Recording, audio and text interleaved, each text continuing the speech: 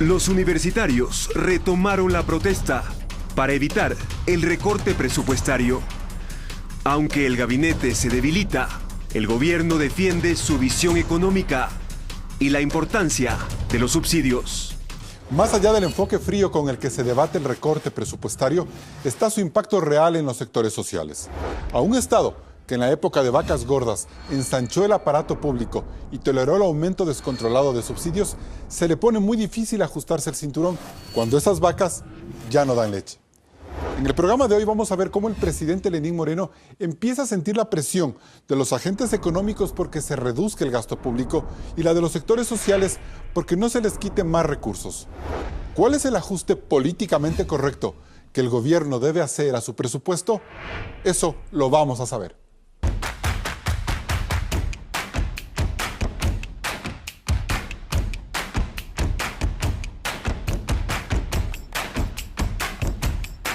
Hoy nos acompañan Felipe Burbano de Lara, catedrático de la Flaxo Ecuador, columnista de Diario El Universo y analista político. Jimena Ponce es subsecretaria de Educación Superior, ex legisladora por Alianza País, ex concejala de Quito. Y Alberto Acosta Burneo, editor de Análisis Semanal, columnista de la revista Vistazo y analista económico. Bienvenidos a un nuevo programa de Políticamente Correcto, su espacio de periodismo, análisis y conclusiones. A medida que la situación fiscal del gobierno se complica y que la aprobación de la proforma presupuestaria se acerca, varios sectores sociales han mostrado su malestar por los recortes anunciados. Claudia Roura nos cuenta los 4 reclamos al régimen de las últimas semanas. 1. Estudiantes universitarios. El lunes de esta semana, miles de estudiantes universitarios marcharon a nivel nacional en contra de la proforma presupuestaria 2019, que quitaba recursos a la educación superior. 145,1 millones de dólares menos que el presupuesto 2018. Pasada la medianoche, los ministros de Finanzas Richard Martínez y otras figuras del gobierno llegaron a un acuerdo con los rectores de todas las universidades públicas. El primero es la restitución en la proforma presupuestaria del año 2019 de las asignaciones presupuestarias del ejercicio fiscal 2018. 2. Por el Yasuní.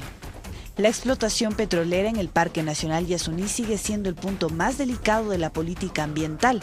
La CONAIE, las mujeres amazónicas y otros colectivos ambientalistas marcharon desde el 9 de noviembre al 14 para detener la explotación en el campo Ixpingo, que está en el área de amortiguamiento de la zona protegida. El gobierno, de momento, tramita los permisos ambientales y no descarta una consulta popular a los pueblos que viven en la zona. 3. Transporte público. Por un lado, los interprovinciales cerraron las vías del Carchi e Imbabura durante 8 horas el 15 de noviembre, en protesta a las reformas a la ley de tránsito. Mientras que el martes pasado el gremio de taxistas protestó en Quito, a fin de que se revisen las leyes, las tarifas vigentes y se limiten servicios coordinados a través de aplicaciones celulares. Los taxistas tuvieron una audiencia reservada con la presidenta de la Asamblea y luego marcharon hacia la presidencia de la República. 4. Las prefecturas. Los prefectos del país se reunieron esta semana en asamblea extraordinaria para reclamar las deudas que arrastra el gobierno desde el 2015. Según estos dignatarios, el monto supera los 322 millones de dólares y el régimen ha incumplido los 2 convenios que se han firmado para el efecto. Estas presiones por el presupuesto causaron una crisis de gabinete. Bien, Felipe Burbano de Lara, estas primeras marchas y reclamos deben motivar la preocupación del gobierno. ¿Estamos ya en un momento de descontento social o cómo interpretarlo? Yo creo que estamos en un momento de crisis social o estamos empezando a vivir la crisis social derivada de todos los problemas económicos que enfrenta el gobierno como resultado de esta herencia que recibió.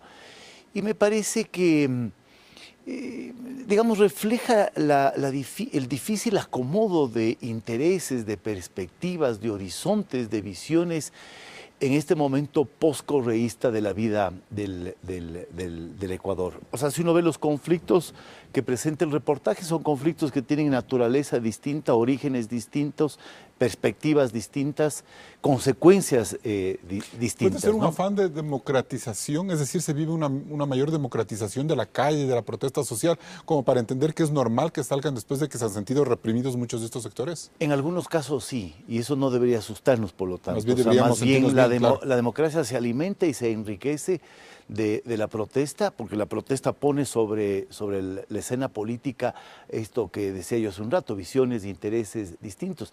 Y de eso se trata la política, de negociar esas perspectivas distintas. El problema es si es que esas protestas, digamos, pueden provocar una crisis de gobernabilidad más compleja. Y una crisis puede darse cuando los reclamos en la mayoría de casos son por recursos. Porque vemos un gobierno que está como atrapado en una proforma, en un presupuesto difícil de manejar. Es decir, eso complica más el manejo de la economía y creo que es un signo de interrogación que tiene todavía el gobierno sobre su horizonte, ¿no? ¿Cómo va a manejar la crisis? El tipo de ajuste, sobre todo, que va a hacer para enfrentar el déficit fiscal, el sobreendeudamiento y el bajo crecimiento de la economía. Creo que eso no está definido todavía No claramente. está definiendo. Bien, Jimena Ponce, ¿por qué retrocede el gobierno en el caso de las universidades? Es como sintomático, ¿no? Se anuncian unos recortes, llega la universidad, salen a las calles y el gobierno en una mesa de diálogo retrocede. ¿Cómo interpretar esa actitud del gobierno? Bueno, creo que hay un discurso alrededor de la política social del gobierno de Lenín Moreno, que además es lo que le ha caracterizado a él, esa ha sido su figura, por eso ha entrado con un 80% de aprobación, por eso ha ganado. Y creo que esa parte de la del accionar de la política social se ha visto durante estos años, las misiones, el mantener la plataforma para los proyectos para protección social, para educación, para salud de una u otra manera, también se expresan ahora en esta respuesta al reclamo que se ha dado a las universidades. Es lamentable que se haya presentado de entrada ese recorte para después resolverlo. ¿Qué pasó ahí? ¿Qué cree usted que pudo haber pasado? Bueno, yo creo que son interpretaciones, los números, siempre el presupuesto de las universidades, que va alrededor de 1.400 millones de dólares al año, es una cifra bien importante, con lo cual me parece que la discusión sobre el presupuesto de las universidades debe ser hacia el gobierno para que se mantenga y se fortalezca inversión en universidades, en ciencia y tecnología, en investigación, pero también debe haber una demanda social hacia las universidades para que estos 1.600, 1.400 millones puedan revertir en desarrollos, en innovaciones, en avances de la sociedad. Pero me parece importante que se haga un reconocimiento a esa necesidad, que se mantenga el discurso a pesar de que tiene que ocurrir luego de una presión. ¿Se equivocó el gobierno en este recorte en particular? No sé si sea equivocación, me parece que analizando en contexto todo el tema del presupuesto se observa con preocupación lo que decía Felipe Urbano de Lara, algunos elementos que configuran un presupuesto que va restringiendo de alguna manera el gasto social o lo va poniendo algunos cortapisas, algunos topes. Se sigue destinando un valor importante del presupuesto para subsidios, basta en un 60% de los subsidios corresponden a todo lo que tiene que ver con gasolina, con diésel, y un porcentaje muy pequeño, un 11% de los subsidios, de todo el valor de subsidios, está destinado a programas de protección social como el bono de desarrollo humano. Entonces, en ese contexto me parece que hay que ver hacia dónde están dirigiendo los esfuerzos de este gobierno. Y Alberto Acosta Borneo, en ese sentido, ¿fue un error del gobierno haberle quitado los 145 millones de dólares a las universidades? Aquí el problema es que el gobierno hereda un problema económico importante. Son 7 años de exceso de gasto de una adicción muy peligrosa, que es una adicción al endeudamiento.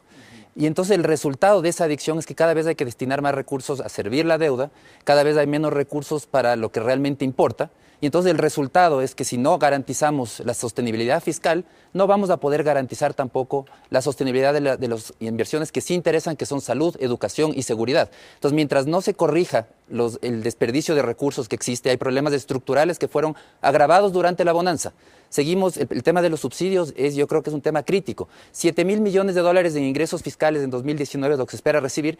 4.000 van a ir a subsidios de los combustibles, que no llegan en su mayoría a quien más lo necesita. Pero si nosotros vemos un poco el plan de asignación presupuestaria a las universidades, vemos que hay muchas universidades, 20, 30, 40 universidades que reciben recursos del Estado, en un presupuesto que es más o menos de 1.300 millones de dólares. Ese valor, el 10% que se les pretendió recortar, si divides para todas esas universidades, parecería que el recorte es mínimo. No entendemos por qué entonces tanta reacción. No, yo creo que aquí hay un tema importante. El Estado tiene que priorizar los gastos y como país debemos priorizar. ¿Qué nos interesa?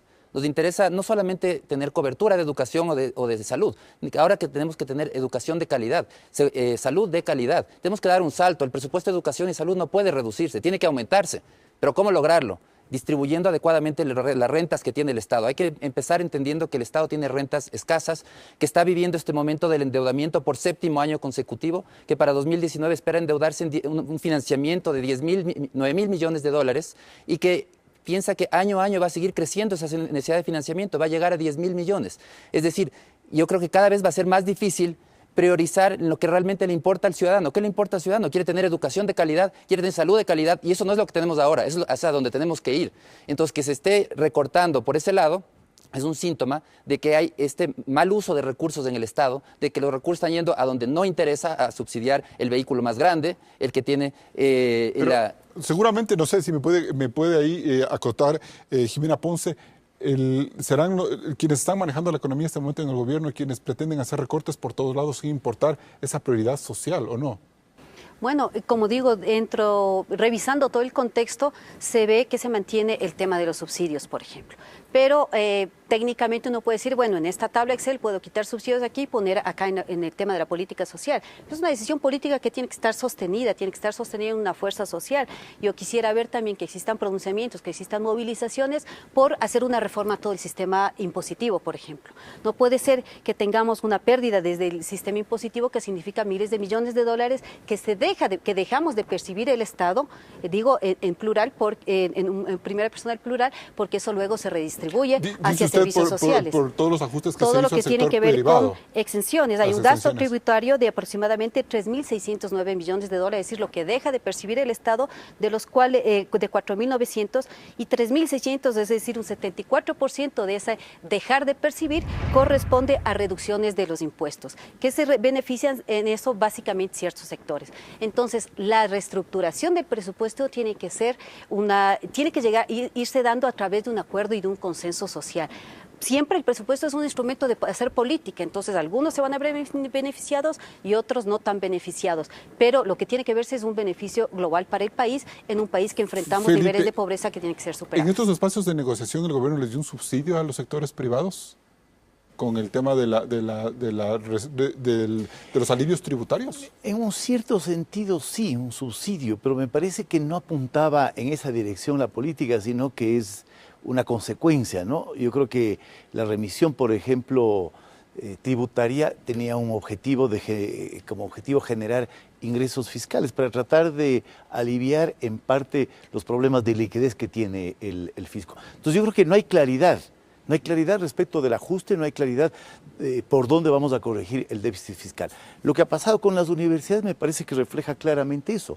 Se hace un recorte de 145 millones al presupuesto de las universidades, que en términos del conjunto de la proforma no significa nada. Genera movilizaciones, provoca movilizaciones, genera conflicto con un sector con el cual el gobierno había creado una alianza, las universidades. El gobierno generó una alianza rápidamente con las universidades cuando cuando arrancó. Vienen las protestas, se sienta a negociar y cede. Entonces me parece que eso proyecta una serie de señales muy complicadas. De esas señales políticas vamos a hablar en el próximo bloque cuando volvamos después de los comerciales. Políticamente Correcto está en las redes sociales, en Facebook en vivo en la página oficial de Coavisa, en Twitter @Política Correcta y en Instagram @Políticamente Correcto S. Regresamos con más de este debate sobre la proforma presupuestaria y la presión social. No se desconecte.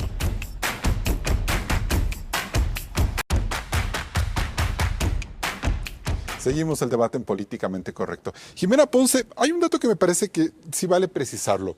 Estamos viendo que puede haber, como en el caso de las universidades, una preocupación por los recursos y que podría ser comprensible. Pero ¿por qué en estos momentos vemos que, por ejemplo, los sectores del transporte empiezan a salir a las calles? A evitar que se haga algo que es evidente, como mejorar la calidad de las leyes para que haya menos accidentes de tránsito. Sí, yo creo que es un tema, hay temas irrenunciables, ¿no? El tema, por ejemplo, que se traduce en la revisión técnica vehicular, que garantiza la seguridad de todos los pasajeros, pasajeras, de quienes van en los vehículos, me parece que es algo irrenunciable. Sí, pero siempre ha habido una presión sobre esa temática. De hecho, en el gobierno anterior, de las 2 revisiones técnicas vehiculares que había para el transporte público, me parece, se redujo a 1, y eso por presiones. Entonces, vemos que consistentemente estos sectores van alrededor de reivindicaciones en ocasiones muy particulares, muy de beneficio propio, cuando estas reivindicaciones, si estamos hablando de un contexto de lucha social, deberían también irse reflejando, coincidiendo, integrándose con reivindicaciones de otros sectores. O sea, se puede pensar que nadie les ha parado el carro a los transportistas y que durante muchos años, incluyendo en el gobierno anterior, en el de Rafael Correa, recibieron bonos, recibieron un apoyo político. Correa fue de los pocos sectores del transporte con los que Correa no se metió. Entonces daría la sensación de que ellos tienen toda la cancha abierta para protestar y para que le reciban en la asamblea.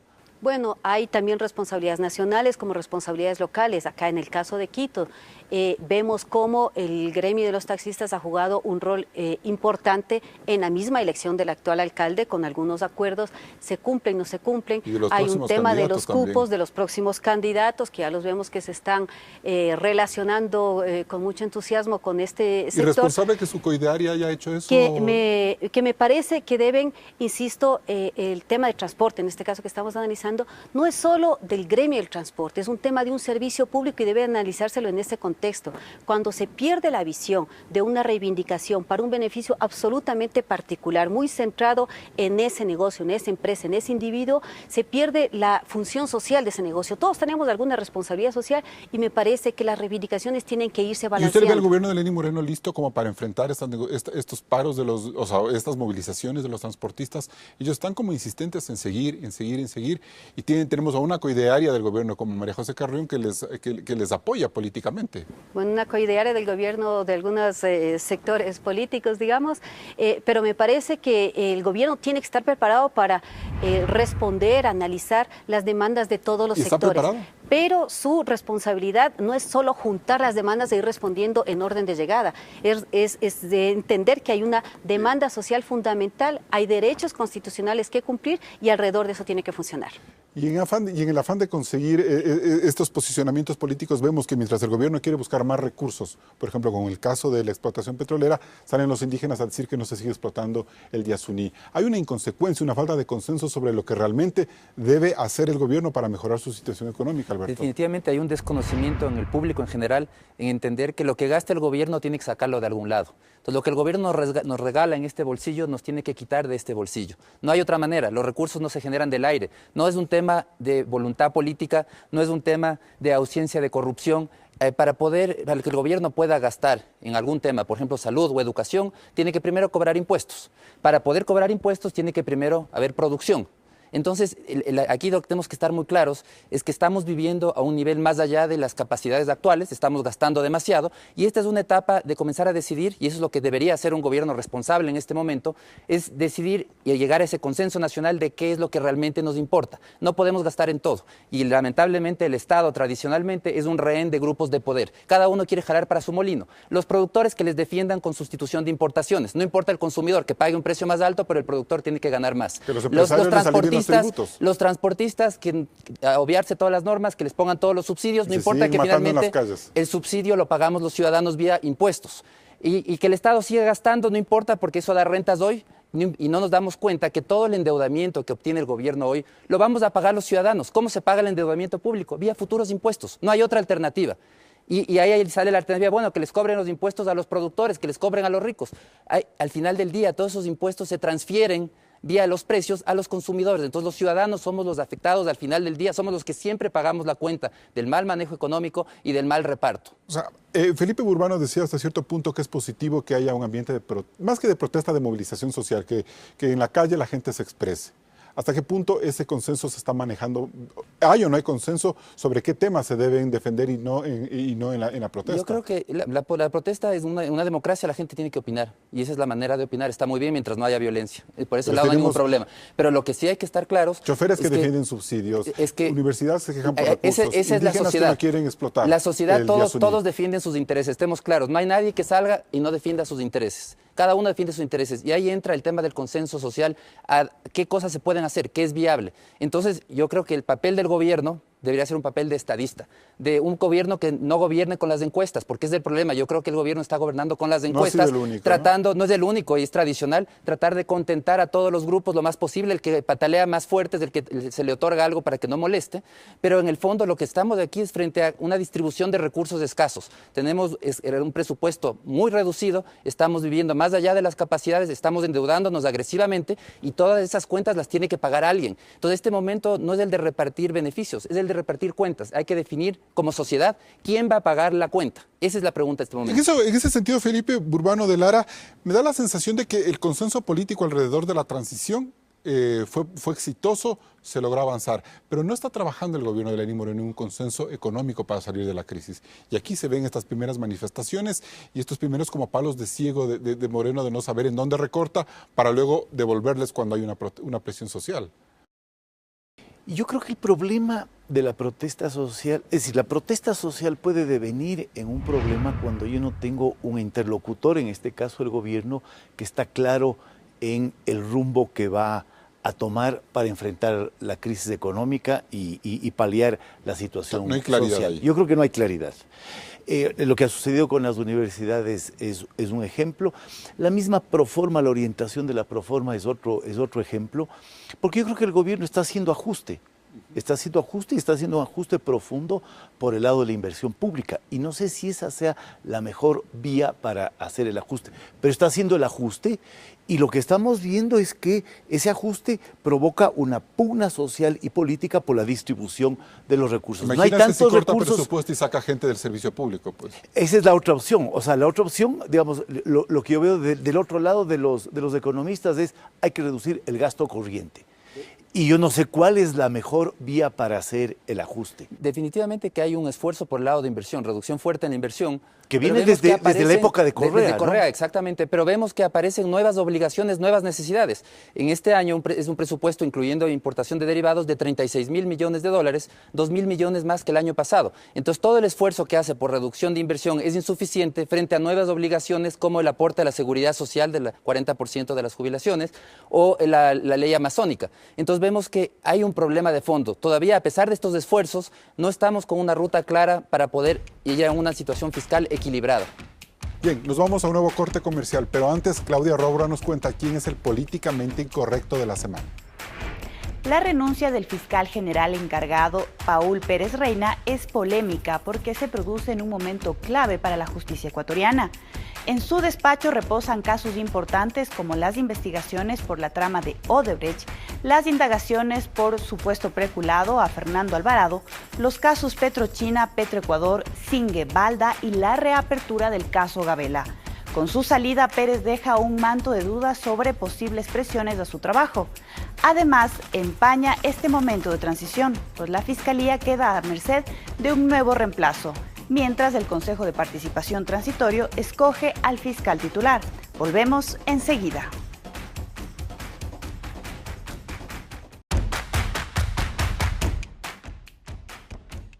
Y una forma de entender las prioridades sociales de un gobierno es a través del diseño de su presupuesto.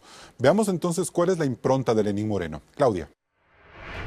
La Proforma 2019, que prevé gastos por encima de los 36.000 millones de dólares, nos da algunas pautas.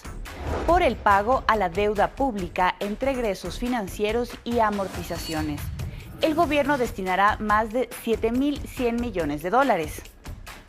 Mientras que la compra de combustibles se irán 4.176 millones. Estos dos valores son superiores a los que el país tiene previsto para seguridad interna y defensa nacional, que se llevarán 3.300 millones, o al presupuesto para la salud, que es de unos 3.100 millones. Incluso genera un gasto similar a lo que en el 2019 se invertirá en la educación y universidades, es decir, 5.300 millones de dólares. Claudia, ¿el subsidio a los combustibles es el más costoso del gobierno? Sin duda, Carlos, pero es importante precisar en qué consisten los otros subsidios. Solo en el aporte de pensiones jubilares al IES, al ISFA, ISPOL y Seguro Social Campesino se destinarán casi 2.000 millones de dólares. Por otro lado, hay unos 700 millones de dólares enfocados al bono de desarrollo humano, a las pensiones de adultos mayores y personas con discapacidad. Y para cumplir con su plan de vivienda, el bono del gobierno ascenderá a 532 millones, cuando el año pasado era apenas de 23 millones. Haciendo una suma total, el régimen destinará unos 7.403 millones de dólares en subsidios y bonos el próximo año. Por lo que cabe preguntarse, Carlos, ¿esto es lo que realmente necesita el Ecuador? Alberto Acosta Burneo, viendo en perspectiva, bonos sociales, pago de la seguridad social, el bono a la vivienda son útiles, son necesarios. Lo que ahí nos descuadra es el subsidio a los combustibles, ¿o no? Definitivamente vemos cómo estamos destinando más a subsidio de combustibles que a salud. Creo que es una irracionalidad económica. ¿Qué prefieren los ciudadanos? ¿Subsidiar a los autos o subsidiar una salud de calidad que todavía falta en el país? Entonces yo creo que esas son las grandes preguntas que hay que hacer. Y la otra pregunta que tenemos que hacer es, ¿cuándo vamos a pagar la cuenta? ¿Pagar ahora o pagar mañana? Sabiendo que la cuenta hoy va a ser más baja que el día de mañana.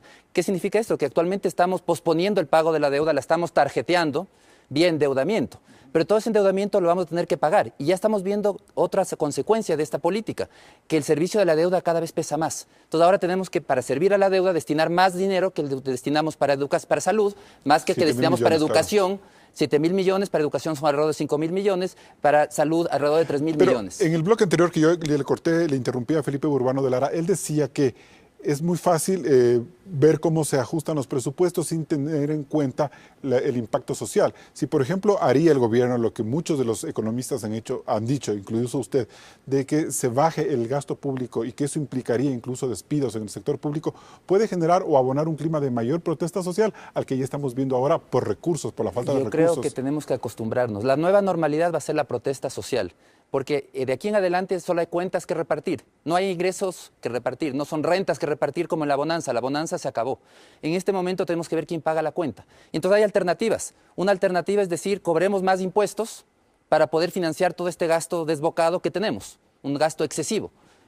¿Qué sucede con eso? Tiene consecuencias económicas, destruye empleos en el sector privado, hace que la gente se vaya a la casa, como sucedió con la crisis de 2016, en donde vemos que el sector público a nivel de empleo todavía no siente que hay crisis, pero el sector privado desde 2016 hay una destrucción fuerte de empleos. Pero ¿y cómo enfrentar ese foco social que puede haber por despidos, por ejemplo? Con liderazgo y con consensos sociales, porque en este momento esa va a ser la nueva realidad. Y la otra alternativa es comenzar a reducir gastos desde el lado público, comenzar a priorizar subsidios, focalizar subsidios. Yo creo que eso es necesario y que esos recursos, inclusive una parte de eso, se vayan para incrementar salud y educación. Felipe Burbano.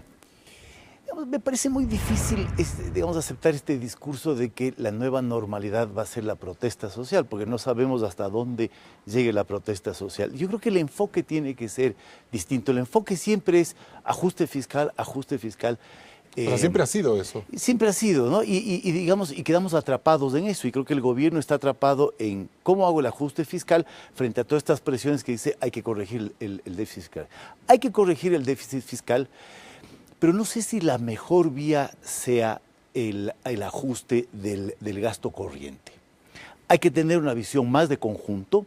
Probablemente hay que reducir una parte del gasto corriente. Los economistas nunca nos dicen cuánto podemos corregir del gasto fiscal a través de reducción de salarios. Porque además al que le votan es al presidente. Claro, nunca nos dicen. Pero creo que hay que armar una película más completa en donde entren los subsidios, en donde entre la reprogramación de la deuda externa, en donde no se pierda la inversión pública. Porque el problema de haber recortado la inversión pública es que le hemos dejado a la economía sin ninguna fuente de inversión y estamos paralizados. Entonces me parece que hay que tener una visión más de conjunto y no caer en este discurso de la protesta social va a ser el nuevo escenario y al mismo tiempo decir hay que generar unos consensos sociales. Si el día de mañana el presidente de la República anuncia la eliminación de los subsidios a los combustibles, como de hecho han vuelto a retomar esa tesis en los últimos días de que hay que volverlos a revisar, vamos a tener a la gente en las calles. Entonces, por donde queramos hacer el corte, va a haber ese calentamiento en la calle y hasta qué punto eso es positivo o negativo. Pero eso debería preocuparnos. No podemos tomar eso como una normalidad que vamos a salir adelante y que vamos a enfrentar con liderazgo. Eso debería preocuparnos. Entonces no es tan fácil de decir, aquí hay que ajustar las cuentas y si hay protesta y eso se resuelve con liderazgo. no siempre se resuelve con liderazgo. Definitivamente la salida a la situación actual no es fácil. El ajuste es doloroso, tiene un costo político, un costo social, un costo económico. Realmente no es un proceso fácil, pero hay realidades económicas que no se pueden evitar. No nos van a seguir prestando, no podemos seguir tarjeteando indefinidamente. Igual que una familia que vive de la tarjeta de crédito, llega un momento que se le acaba el cupo. Lo mismo sucede para el Estado, se nos va a acabar el cupo eventualmente. Y si ese acabado del cupo es abrupto, el riesgo que ahí sí ya caemos en una crisis con mayores impactos sociales y económicos. Y eso es lo que hay que evitar. ¿Cómo evitar? Reduciendo el gasto hoy.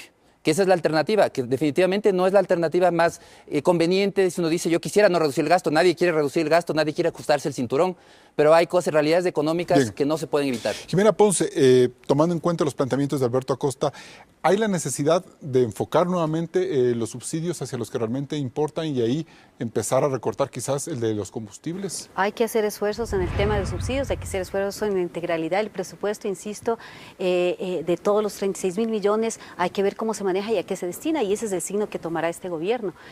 Pero creo que, por un lado, el tema del financiamiento es, o de estar tarjeteando, como dice Alberto, es finalmente buscar un mejor crédito que suplante al anterior, de tal manera que signifique siempre un beneficio para el Estado. Pero, por ejemplo, ir al FMI no quieren ni muertos. Eso hay que tenerlo en cuenta, es decir, se buscan créditos con menores tasas de interés o con condiciones mejores que el que anteriormente se adquirió, y de esta manera se va solucionando y se va disminuyendo de alguna forma el déficit fiscal. En eso no hay que satanizarlo, es decir, son mecanismos financieros, mecanismos que se utilizan para ir resolviendo este problema. Pero por otro lado, me parece que el balance general del presupuesto en el tema de los subsidios, primero hay que, como se hizo y como lo dijo Claudia, hay que ir abriendo en dónde están los subsidios. 770 millones de dólares para subsidios, bono de desarrollo humano, pensiones jubilares, atención a personas con discapacidad. ¿Eso es bueno? Frente a 6.000, por supuesto, es bueno porque tenemos esas condiciones. O sea, da la sensación de que no son tan grandes los subsidios a esos sectores en comparación al presupuesto. Por supuesto, 760 es mucho más chico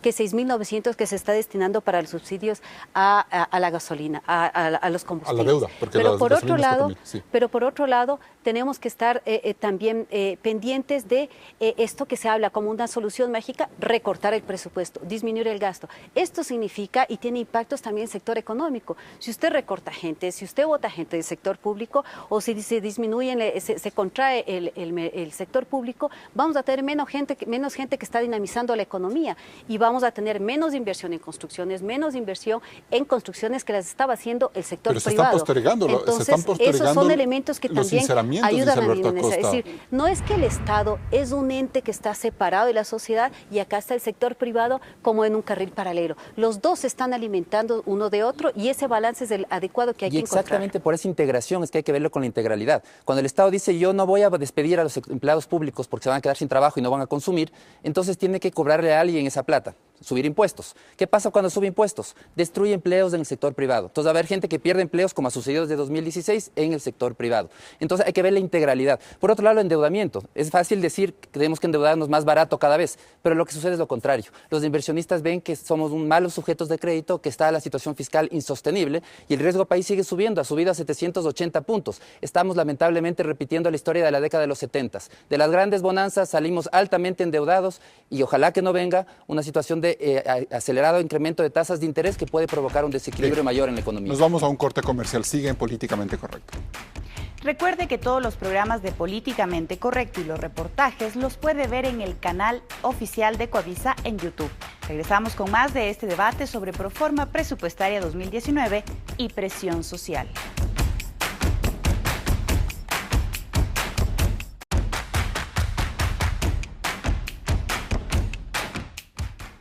El miércoles de esta semana, el presidente Lenín Moreno hizo una defensa política a su proforma presupuestaria en cadena nacional. Él destacó dos puntos importantes. Veamos. Hemos planificado un presupuesto que atienda a todos los ecuatorianos, que vele por el bienestar común con especial énfasis en los más necesitados.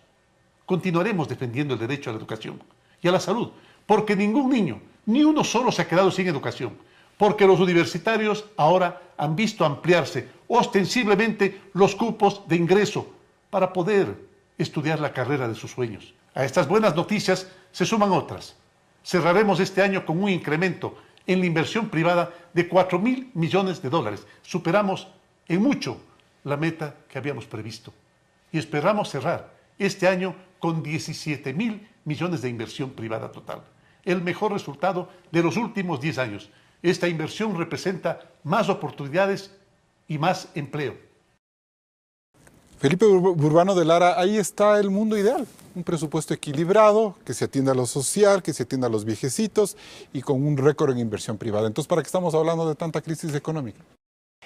Yo creo que hay un problema muy complicado en ese mensaje del presidente, ¿no? Porque es un mensaje que trata de ser optimista, que trata de presentar un panorama de salida a la crisis. Es un presupuesto que atiende todas las demandas de todos los sectores. Y yo creo que eso empieza a generar un desfase. Creo que estamos empezando a vivir un desfase con mayor profundidad entre el discurso del gobierno y la realidad. A mí me habría gustado un presidente que sale a asumir el tema y agarra el toro por los cuernos, ¿no? Crear el consenso económico, ¿no es cierto? Empezar a generar un consenso alrededor del ajuste, de cuál ajuste hay que hacer. Porque además me parece que hay un engaño en el gobierno, ¿no? Vamos a proteger el ajuste para que no provoque daños sociales. Y yo lo que siento es que el daño social ya está y se va profundizando. Entonces, no es que esta manera de enfrentar el ajuste está evitando el costo social. El costo social ya está y ya está en las calles. Entonces, el presidente tiene que salir a hablar de lo que está ocurriendo en las calles, de las tensiones que está empezando a vivir el país y no lanzar un discurso que muestra una distancia, una poca sintonía con las dinámicas de ajuste, de redistribución de recursos, de pugna alrededor de la redistribución de recursos que ya está instalada en la política económica. Y en ese punto, Alberto Acosta, ¿cabe darle la confianza, el voto de confianza al gobierno de que la inversión privada se está dinamizando, de que ha sido récord, de que va a ser mayor el 2019, bajo las condiciones en las que estamos hablando? Yo creo que es un error ese optimismo sin sustentos. Está muy bien ser optimista, pero cuando hay realidades que acompañen. Yo creo que el gobierno peca por exceso de optimismo, cuando vemos que la economía se está desacelerando, cuando vemos que se han destruido empleos formales que no se han recuperado y la gente lo siente en las calles, siente en su bolsillo lo que ha sucedido, y vemos que no va a ser tan fácil recuperar ese nivel de inversión que plantea el gobierno si no se solucionan temas de fondo en la economía como es la competitividad. Somos un país caro para producir, un país caro para consumir. Si queremos más inversión tenemos que solucionar nuestros problemas de competitividad. Vemos que eso no se está abordando y al decir este discurso de que todo va muy bien, no se toman las medidas adecuadas. O sea, ahí no se está construyendo consenso económico. Para nada, se está escondiendo una realidad y lo único que hace es posponer un ajuste que se va a dar, que es inevitable y que se va a tener que dar y que lo adecuado sería desde ahora buscar los mecanismos de solucionarlo, evitando en lo posible el impacto en los grupos más vulnerables, que siempre va a haber un impacto, pero tratando de que sea el menor posible. Ahora, Jimena Ponce, ¿está clara la misión social del gobierno en ese presupuesto? Estamos hablando de un gobierno que busca atender a los más necesitados, pero que está flanqueado por una crisis económica. Es un poco lo que él trata de vender en ese mensaje. Bueno, la política social no se expresa solo en los presupuestos de los ministerios sociales, el de inclusión, el de educación y el de salud. Se expresa en el conjunto de acciones que se realicen para dar la garantía de los derechos, el bienestar que merecemos toda la población ecuatoriana. Esa es la verdadera expresión. Entonces, si por un lado se puede encontrar incrementos del 4% en el presupuesto de educación, pero a la vez una disminución de 14 millones en lo que es gasto de personal, empieza a preocupar cómo va a operar esa política social. Por otro lado, tenemos unos candados constitucionales en los que se señala un incremento del presupuesto del 0.5% referencial al PIB que debe ocurrir cada año y eso es impajaritable, como se dice. De eso no hay cómo moverse, hay que aplicarlo y estaremos vigilantes desde cualquier frente para que eso ocurra. Pero el mensaje que está dando el presidente de la República es claro. A mí me parece que coincido mucho en lo que dice Felipe Burbano de Lara, es decir, hay que reconocer que hay esfuerzos que se deben hacer. Si una de las discusiones que se está planteando es la de los subsidios, que se lo plantee con mucha más fuerza, que se lo plantee con mucha más claridad, que se logren acuerdos para hacerlo de alguna manera, cuando fue lo de la gasolina Super, que fue recientemente, se esperaba un estallido social, no ocurrió, quizás este reemplazo de la Super por Extra ayudó a paliar ese tema, pero se introdujo el tema de una posibilidad de reducción. Pero financieramente no significó nada, no significa mayor cosa, pero como se dice, entrado en gastos, una vez que se coloca el tema de la reducción de los subsidios a los combustibles, pues creo que es un debate serio que hay que seguirlo dando. Y además un debate serio que no solo le toca al presidente de la República, nos toca a los otros sectores, al sector privado también asumirlo. Es fácil estar en estas mesas, es fácil estar en un organismo internacional, dice, quite de aquí y ponga acá. Pero resuelva eso políticamente, y esa es la tarea en la que como sociedad y como entes responsables, creo que desde todos los sectores, porque todos coincidimos en que estos valores de subsidio a los combustibles desequilibran el presupuesto cuando hay otras políticas que no se están atendiendo adecuadamente. Felipe, ¿y le están acompañando al presidente los diferentes sectores sociales y empresariales a que se transparente este discurso tan grave sobre la crisis, sobre la situación económica? Yo creo que ha habido un acompañamiento de los sectores empresariales y de las cámaras de la producción al gobierno. A pesar del tiempo que le tomó al gobierno redefinir su perspectiva frente a la economía, pero creo que hay un acompañamiento. Las universidades estuvieron acompañando al gobierno, por eso esta reducción de 145 millones y el conflicto que se produjo era inentendible. Creo que los movimientos sociales de alguna manera han sido comprensivos con el gobierno en el marco de una agenda general que ha sido desmontar el correísmo. Y esa transición les ha beneficiado porque tenemos movimientos sociales en el CNE, en el Consejo de Participación Ciudadana, en la Defensoría del Pueblo. Han entrado, les han dado cuotas de poder. Ocupan cargos importantes, pero me parece que hay que hacer el salto, ¿no? El salto hacia enfrentar la crisis con más claridad, con más visión.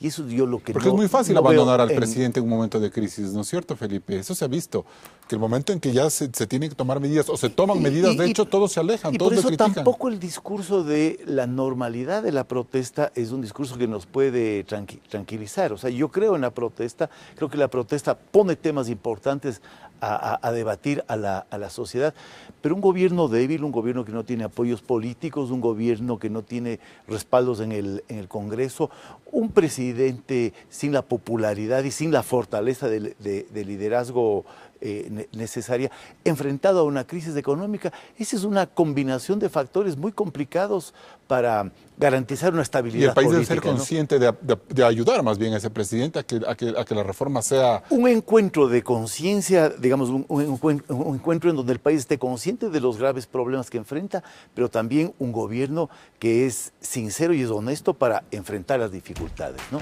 Bien, nos vamos a un siguiente corte comercial y volvemos con las conclusiones.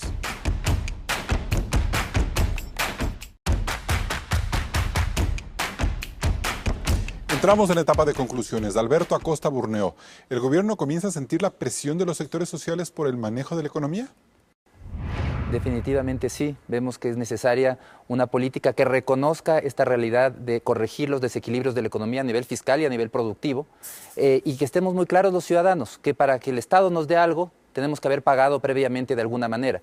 Entonces es momento de entender que todo el gasto que hace el Estado finalmente tiene que haber cobrado previamente impuestos, y para cobrar impuestos tiene que haber producción. Entonces aquí no hay gasto, no hay almuerzo gratis, necesitamos priorizar en lo que realmente nos importa y comenzar a desbrozar toda esa exuberancia que existe en otro tipo de gastos que realmente no nos benefician a los ciudadanos.